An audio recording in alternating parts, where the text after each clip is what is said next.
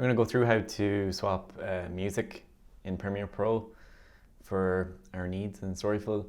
So I'm going to start a new project, call it something about music swapping, and you can leave all that as it is. Click OK. I'm going to import my media. I have a video here that needs to be need to have the music swap, so I'm going to drag it in and drop.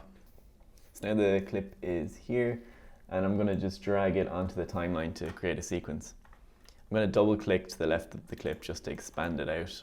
First thing you want to do when you know you're doing a music swap is watch the video through. You need to be sure that there are no points during the video where someone is speaking and the music is over that, and that speech cannot be muted, basically. So sometimes people will do videos where they're speaking and they'll have music in the background. In that case, we can't do this because we can't mute them. We need their speech. And that's where you need to go back and ask the uploader of the video for a version without the music, if they have it. If they don't, you have to consider going restricted. Sometimes you'll have a case where there's music and speaking in a video, but the music is stopped when they're speaking. In that case, that's that's a best case scenario where you can just mute the music and swap it and keep the parts where they're speaking. So this video is a 2-minute, 18-second clip, and there's music throughout, there's no speaking. So I know I can completely get rid of the music here. So I'm going to click on the clip, right click and unlink it. That means that the video and the audio are treated as two separate entities then, and you can delete one while keeping the other. So I'm going to delete the audio here by hitting backspace. So now we have just the video with no music. So we want to replace the music. We use a service called Audioblocks, and Audioblocks logins are in LastPass. They depend on which office you're in. We have unlimited music in this, so you can download as much as you want. There are no restrictions.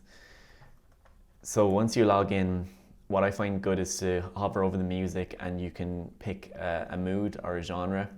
Generally, what I would try and do is kind of match roughly the type of music that the uploader has used, if it was decent. You don't have to spend too much time on this. A lot of the rights-free music on this site is terrible, but you know, in general, it's not that important if the video is good. You need to make sure you look at how long the video is.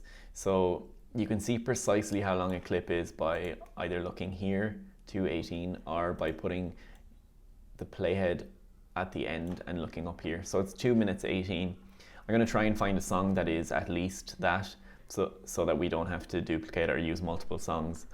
So I'm going to hover over music, and I know you couldn't hear the music on that video, but it was kind of rock. Anything really will suit with this kind of video.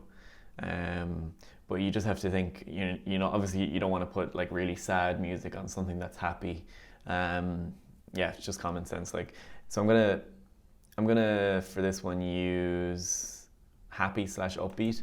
So I'm gonna find a song here. There's actually one here that's exactly 2:18, funnily enough.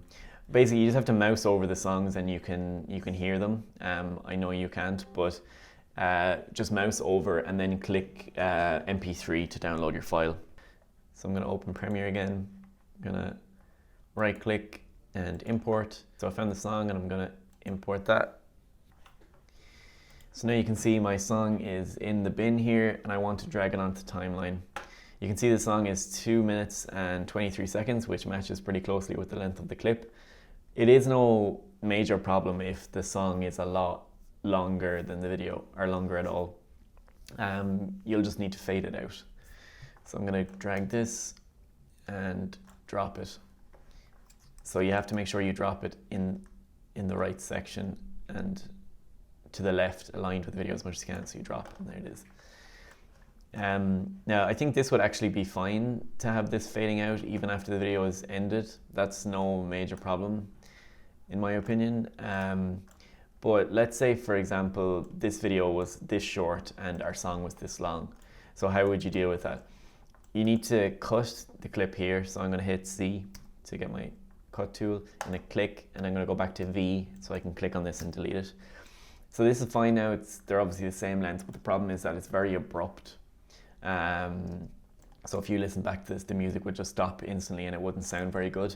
What I recommend doing in that case is going into your effects tab here, audio, transitions, crossfade, and constant power. Alternatively, you can just come up here and search constant power if you want to find it immediately. So click this and drag, and don't let go until you see that change of color. So you see the red or the pink there at the end of the clip. So I'm going to drop that.